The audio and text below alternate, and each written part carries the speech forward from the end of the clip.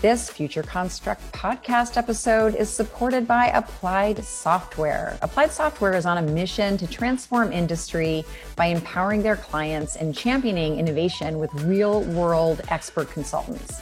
So visit ASTI.com, it's ASTI.com, and please let them know that we here at Future Construct and BIM Designs sent you. Hi, everyone. Welcome to the Future Construct podcast. I am Amy Peck, your host. Today, we have a fantastic guest. We have Doug Ludlow, who is the CEO of Main Street. Welcome, Doug. Hey, thank you so much. Great to be here. So I have so many questions for you. I'm not quite sure where to begin, but let's start with your kind of personal history and how you came to kind of start Main Street and what your journey has been. Sure. Well, it's a long answer to that question, but I'll give you the short version. So a little about me. I have two kids, wife's an OBGYN down here in Santa Clara. We have a dog. We like to barbecue. But that's me personally. Professionally though, this is my third startup. So I had a company called Hipster. That was an early Instagram competitor. It was acquired by AOL. Started a new company after that. It was called Happy Home. That was kind of like it was your personal home manager. So like imagine an Angie's List or a Thumbtack with a concierge. Raised some money for that. Company wasn't ultimately successful, but we were, I guess you can say, acqui-hired by Google to build the Google Home Services ad unit. So now when you use a Google for a plumber or an electrician, use the product I built, which is kind of fun. I spent 3.5 years at Google, and this is where kind of the Main Street stories begins. I met my two current co-founders there, Dan Lindquist and Daniel Griffin, on that team. And we decided we liked working together. We built some cool stuff, and we knew we wanted to start a company. And we knew we wanted to start a company that is something we'd be proud of, we could devote our time to. So it's that really was the genesis of Main Street, and happy to talk about like why we went the direction we did. But that's what got us up to that point. Well, that's actually the perfect segue into my other question. Tell us about Main Street, because it's a really interesting company. Thank you. So the problem we wanted to solve, right, when we wanted to leave Google for something, is we wanted to help combat what we viewed as a growing inequality of wealth, of jobs, of education, that was emerging most visibly between wealthy areas, let's say like San Francisco and New York, like much of the rest of the country, especially suburban and rural communities. Right? How can we connect hundreds of millions of people to really the economic engine of the 21st century, which is something that's not happening today. So we thought the best way to do this, the best way to create jobs and opportunity, was by supporting small businesses. Right? As you may know, small businesses employ more than anyone else in the world. Most of the world's economic activity flows through small businesses. It's really hard to run a small business. You're kind of on your own, whether you have a sandwich shop on the corner or a small biotech company. So we thought, well, the best way we can create jobs and opportunity is by supporting small businesses and getting them the resources they need. So we left Google on this mission and started Main Street really to fulfill that goal. Iterated a few ideas and really arrived at where we are today, which is we want to be the economic, or really the financial operating system for these companies, right? Can we give you advantages that only the world's largest companies traditionally get, the Boeings, the Walmarts, the Amazon, sophisticated financial tools, deep product insights, etc. How can we make it a little easier and democratize access to those things? And that really is the core of Main Street. It's getting you as a small business owner access to tools and financial services and just advantages that normally are out of reach. So we started with our first product that we launched. That was relatively simple, but it's pretty awesome, we think. We connect small businesses with this giant world of government credits and incentives, right? Like hundreds of billions of dollars per year given globally out for credits and incentives, like hiring incentives and research and development incentives for doing a certain economic activity, or hiring 10 people in downtown Sacramento, California, right? The list goes on. And yet the IRS estimates that less than 2% of all small businesses or startups actually take advantage of these credits. So the very first product we launched last year in February was a simple platform that connected your business with government credits. Uh, and we handle all the application, all the processing. We really take a process that used to take dozens of hours and bring it down to a half an hour, far more seamless, and end up saving the average company tens, if not hundreds of thousands of dollars. That's me. I'm literally like, sending you an email right now going, all right, how do I get on? That's awesome.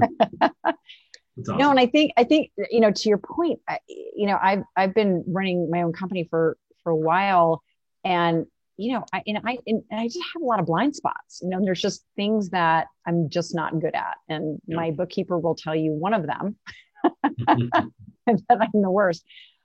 So, and you had a pretty amazing announcement recently about some funding. That's right. We raised a total of $60 million in a Series A from Signalfire, which is our lead VC, and Gradient, that's Google's AI-focused VC fund, as well as some really great seed and angel funds. And it's been really, it's been fantastic working with these people. So, it's interesting because we spend so much time, talking about, future technology and what's coming and the evolution. And not only do I love the fact that your company is called Main Street and that it's just evocative of community, but I think you were ahead of the curve because now that is the focus, right? We've all been home for a year and people are really rethinking about what's important. I think a lot of people also want to be in control of their future. That's right. And then here you have a solution that I'm sure there's a lot of tech involved on the back end. Yeah. But that sort of consumer facing or your customer facing is this really seamless experience, and that's really what technology is all about. So I'd love to just kind of hear maybe where you think the evolution of this is going to go, and this notion of community and this kind of reinfusing small business. Yeah, I think reinvigorating small business is going to be the economic theme of the next 10 years, right? Especially after all we've been through the last year. And just as you watch this, again, with this inequality that's arising, you have these enormous corporations that generate enormous wealth. There's nothing wrong with that. But those aren't the people who create jobs from the ground up, right? And so already over the last 5 to 10 years, you've seen a rethinking of the way small businesses are financed, small businesses get tooling, that they're supported by government. And I think those trends are only going to accelerate, right? As people go distributed, and as some people work from home and some people don't, right? Most people don't know this. There's actually tax credits and incentives and savings you can get as an individual working from home, right? There's all sorts of things that are, it's a fragmented market, right? All these different advantages you can have as a small business owner. I think hopefully the next 10 years, we'll see not only consolidation of that, and things like Main Street are helping make that possible, but you'll also see more opportunity, more help from government, more access to financial tools. If you look at the world of fintech, right, or the world of global finance, there are trillions and trillions and trillions of dollars locked up. And fintech, and especially small business fintech, represents what may end up being one of the greatest transfers of wealth in the history of mankind, which comes from can we give the small business the access to these trillions of dollars in advantages that they would have missed out on, and if we can do that, things will look very different. This episode of the Future Construct podcast is supported by the amazing team at Applied Software. They have solutions for any modern project. Applied Software is on a mission to transform industry by empowering their clients and being the champions of innovation with their real-world expert consultants. They have a comprehensive suite of solutions for AEC, MEP, and manufacturing, and they have a singular focus to help you achieve higher performance. They have software, training, support, consulting, and custom development. Applied Software has you absolutely covered for all of your workflow needs. And BIM Designs is proud to be a client and partner of Applied Software. So visit ASTI.com, that is ASTI.com, and please let them know that Future Construct and BIM Designs sent you. I agree. And I think that, just even looking at the landscape of how enterprises and, are also lacking in innovation in general. You have, a handful of companies that are really embracing and, have the resources to really have robust kind of, Sure. technology R&D, teams and centers of excellence. But, I think you're right. I think this opportunity of, small business and really the individual kind of being much more empowered within their own lives. I think a lot of people also were laid off, over the last few years. Right. And have families and then this whole newfound sense of community, but with the added layer of being part of something bigger in this kind of global economy and this global responsibility. So have you seen some of those kinds of trends also emerging around, even just around, what you would call corporate responsibility, but for small businesses? That's a great question. I do think there's a recognition, right, from small businesses and startups that they do play a role in this broader ecosystem, that they do play a role in their community, right? You see more and more small businesses investing actually in, for example, employee benefits. They give them access to things they don't normally wouldn't get. I think there's going to be a pull towards local in a way we haven't seen for a while. Like I think that after the recovery from the last year, I think you see more and more emphasis on hyper local businesses, right? And incentives to shop at your local store or to or patronize your local business, really underscoring the sense that this is, these are communities, right?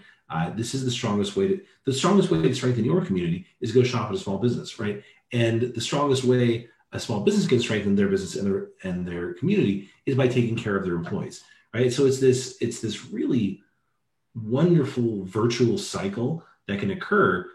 The more the small business takes care of their employees, the more their employees have money to go spend in the community, the more those businesses will go. So I think corporate responsibility, has this, I don't know, you think big giant corporations and giant giving programs or checks, you don't often hear that phrase applied to small businesses, but I think it's something, it's a recognition. I think what small businesses do by their very nature, they have to embrace corporate responsibility and community responsibility to survive.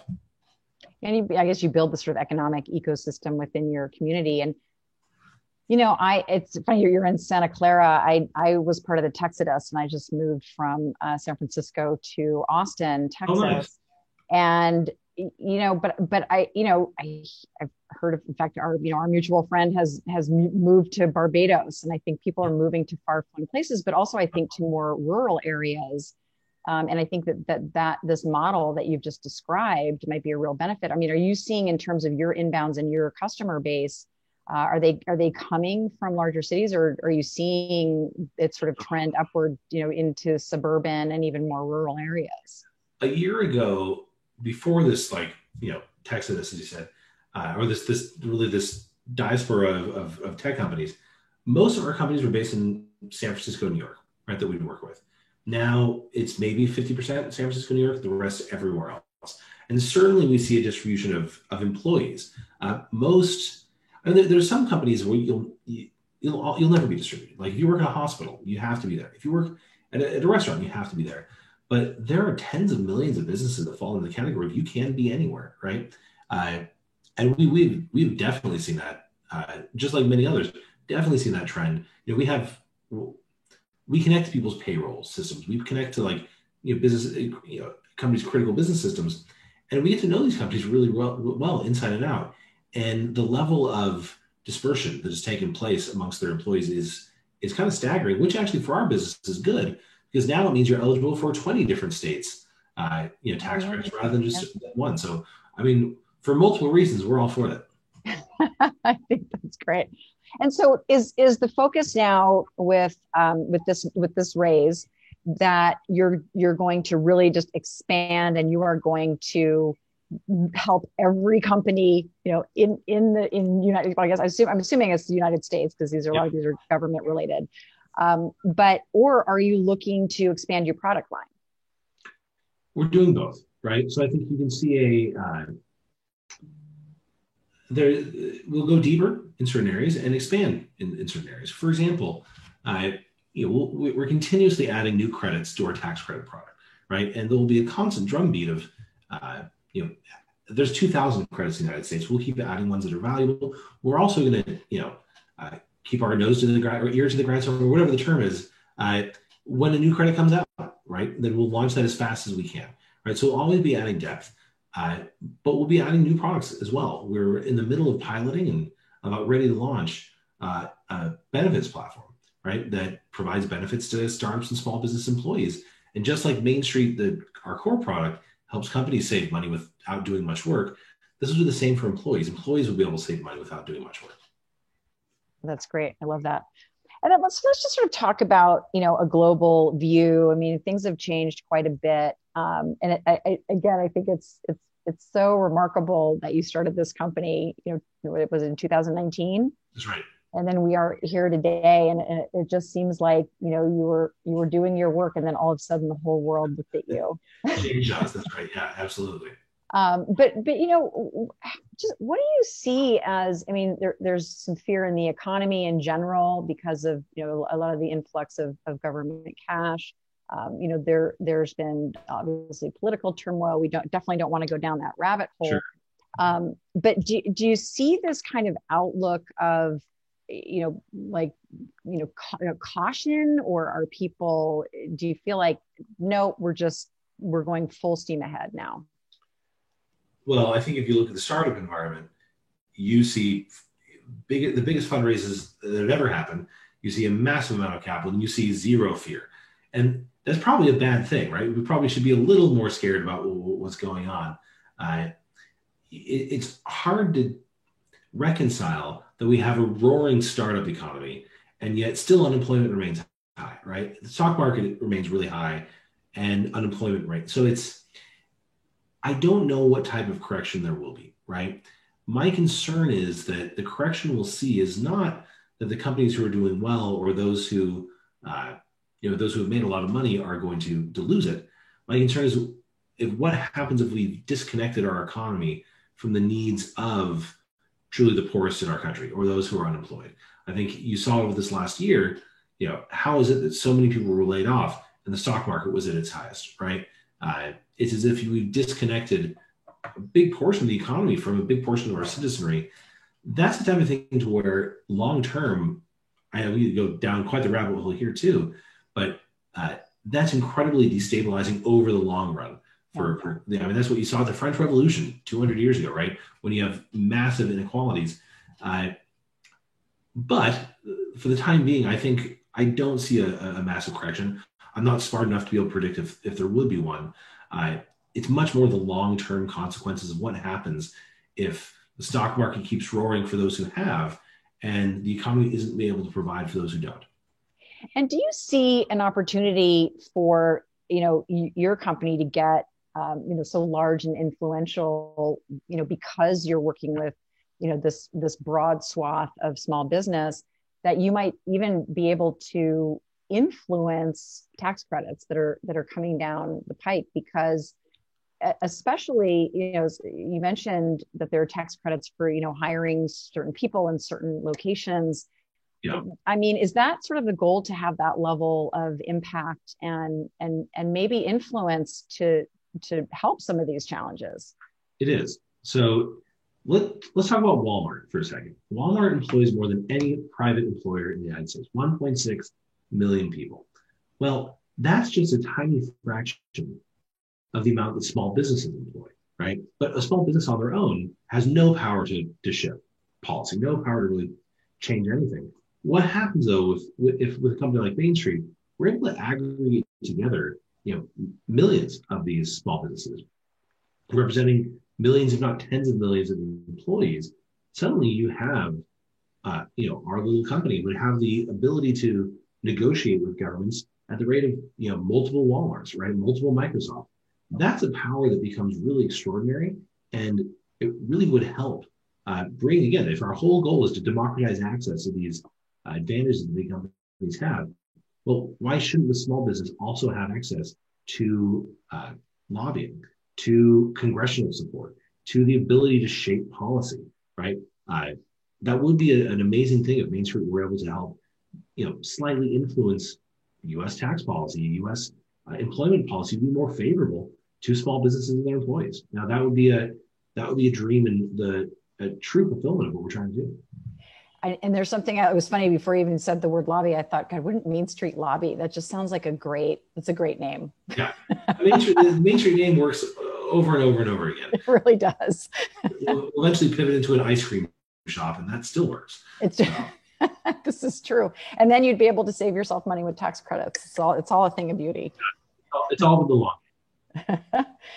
So, let's talk a little bit about tech, because, you have some experience, at Google. What were some I know you're not allowed to tell tales out of school at Google, but, of the publicly known things that Google is working on, what kind of emerging tech do you see having the most promise? And maybe even let's relate it to small business. Like, what are some of the, how would they be leveraging blockchain or AI or AR? That's a good question. The thing that is always running under the surface that no one really talks about, and I don't know how to connect this to small businesses, but the thing that you always hear at the corner of companies like Google and now Microsoft, and certainly many companies in China are investing in this, is quantum computing, right? It's this orders of magnitude step up in the type of processing power we can have. And I don't think, so the startup ecosystem is very good at taking what's released or what's about to be released and building on top of that, right? I don't know if we're ready for what are the consequences when we can process at order of magnitudes, greater than we have before. What does that mean for the stock market? What does that mean for healthcare if I can suddenly use these amazing machines to diagnose my chance of cancer in 30 years, right? There's an enormous, and that combined with AI, right? There's an enormous amount of potential that I don't think we've really quite grasped what can happen because of this, right? We tend to think in days or years when we come to technology, like, hey, I'm excited for the new PlayStation to come out. I'm excited for the new Xbox, or hey, my refrigerator now has a TV on it. These things. If something fundamentally changes the way that computers work, right, and significantly speeds it up, and that Google is working on that, Microsoft is working on that. Like, I don't know what that means for the world, but it means we'll have access to things we've never dreamed of before. It also means that the companies and the countries who control these will have access to enormous power. That's why there's often now, you talk about a race between China and the United States, talking about like the race to build AI, and billions of dollars being invested in this. So long story short, like I know there's lots of other great things that Google, for example, is working on. But it's these kind of quiet, big projects that are most interesting because if they work, they change the world. Yeah. And I think positively, but one of the things that I get asked all the time, and it is a conundrum, and this could be another Main Street product, is the fact that large companies, wealthy nations have access to better, newer technology. They're also able to attract the brain trust with better lifestyle, better quality of living, and everything. Sure. And so how do you see, and actually I do kind of love this as a Main Street product. We're gonna have to workshop this. Excellent. But do you see a way to make this technology more accessible to smaller companies? Oh, absolutely. Right. I think there's and that's really what this whole wave of companies coming around now is doing in their own ways, taking a piece of what used to only be available at the big company, make it available to small company. A great example of that is one of the companies we partner with. It's a company called Ramp. I'm giving them a free promotion here, so maybe they'll give us a discount. What Ramp does is it spins up a corporate card system and an expense policy system that rivals what you get at a large company, right? A sophisticated, big, giant corporate level reimbursement program that any small business can take. I mean, that saves the small business hours and hours and hours. And again, it's not world-changing technology, but it is taking like some of the things that the large companies take for granted and make them available to us. And that it's less of these like big, giant, sexy technologies, right? It's more like, it's the API-ification of the world that has enabled this. Now suddenly, like 5 years ago, every piece of software didn't talk to every other piece. Now it does. So when you can tie your bank account together with your accounting system, with your HR, with your corporate card, and they all start talking, that gets really exciting. That enables us to offer small businesses the same service and technology that the large companies have. Yeah, and I think even just and then putting a layer of AI behind that to help you optimize your spending and investment. I think it kind of goes on and on. Actually, I have a potential partner for you, a very large data company that to your point you just mentioned. People have I think have the perception that some of these large technology companies are just too expensive and don't service small business. And I had a call with them last week, and they're kind of they're a huge company. And they said, "Oh, no. We actually have, a lot of small business." And I think that's even just part of it. I think part of it is even just perception. You sort of feel, you're in the weeds all the time because you're running a small business. Totally. And then, and then B, I think sometimes it can kind of seem, just inaccessible. Oh, absolutely. I totally agree. So, all right, let's talk about, I don't know, I have a bee in my bonnet about this whole NFT thing. It's nothing related to what we're talking about, Sure. but it's kind of annoying me. So let's maybe go off on NFTs a little bit. Sure. It just makes me wish I was a digital artist, right? And sell my NFTs for millions of dollars. I honestly have no idea how this is sustainable at all, right? NFT, the idea of having something that is permanent, something that is affixed to one thing. When you're talking about, let's say, a mortgage or a home deed, well, that's interesting. We need some sense of permanence. Like, I'd love it if if I had an NFT of my birth certificate, right, that would last and be identifiable to me anywhere. That is theoretically interesting. It solves a real world problem. Having artwork, right, or videos that anyone else has, I honestly, I don't understand. I suppose if you can resell it to someone else, there is a marketplace, and there's a marketplace for everything. I just can't imagine that the market will be eternal. You'll also notice there's a big drop off. Bitcoin dropped in value almost 50% over the last few months, right? NFT, suddenly the buzz disappeared because a lot of Bitcoin overnight, Bitcoin millionaires suddenly lost it all, right? And they don't have the time to diversify into other sorts of crypto. I am. Not only do I not fully understand NFTs, or at least that I don't understand the appeal, I'm very, very, very bearish on the concept. Yeah, I think you're right, but I like that you brought up the point, which is I think what people forget about kind of the utility of NFTs, and actually really blockchain more than cryptocurrency per se, is just sort of this permanence. It can be around identity, it can be around your data, and to me that offers us the first step in actually kind of taking back control of our data. But as is the same with cryptocurrency, NFTs has just become kind of a wild west. And anytime you kind of create this, fury because people are sort of, it's like it's like a digital get rich quick scheme. Absolutely. It kind of diminishes what the core value of the technology is. Anyway, I had to get that off my chest. I mean, I agree. If you remember back in the day when so much of the internet was kind of pop-up ads and scams, and it really scared a lot of people off the internet for a long time. Worried about your credit card.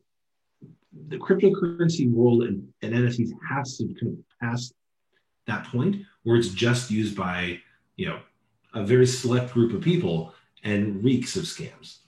Yeah, and I think then just the general public doesn't have time to really dig into the technology because it's very mind-numbing and confusing.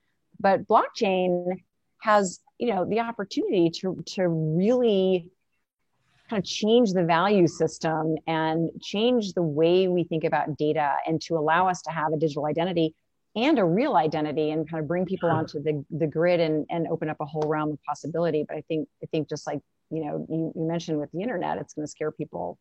This whole, crypto thing is going to, scare people away for many, many years. Sure. So we took a hard left turn there. But so I'm going to ask you the question I ask absolutely everyone, and hopefully it's not a blockchain related answer, but it can be if you want it to be, because it's your show. But if you could project yourself, 15, 20 years in the future, and you could bring with you any gadget or sort of service or just something that makes you personally happy, Yeah. what would it be and what would it do? So just to understand it, if I'm taking something back from 20 years in the future, or No, I mean, bringing with you. I didn't explain it well. It's basically you wake up and it's 20 years from now. What's the thing that makes you the most happy? oh, And because it's a new product or thing or invention. Perfect. Well, first off, 1 year from now, I'm waiting for the Cybertruck. I know they're building it in Austin where you are. I know. I've been on the list, right? From day one, and it keeps going on. So that's I maybe I'd have a 19-year-old Cybertruck at that point. No, so what I don't know if this would make me happy, but what I hope occurs in our lifetime is, I mean, actually what Theranos was trying to do back in the day, if you press a button and be diagnosed with whatever ailment you might have, it's a personal question. My mom died of a pretty rare, very hard to diagnose cancer, right? And so if she could have like very quickly been, oh, it turns out we're able to scan you and let you know that you have this risk, go check yourself. And it became something that wasn't, a big check, wasn't a once a year giant invasive procedure. And that would change the world in a way that everything we've been talking about this whole time doesn't even come close to doing so, right? And so I hope that Silicon Valley gets its act together and moves away from, we don't always focus on frivolous things, but we do a lot. And that with Theranos and the failure there didn't scare people away from like, what if we applied this amazing technology that we're building to, the health of mankind, and miniaturizing it and just like Main Street, we're trying to democratize access to big company tools. What if we could democratize access to what we consider amazing medical tools and put that in your pocket, just like the iPhone put the internet on your pocket? That's what would blow me away.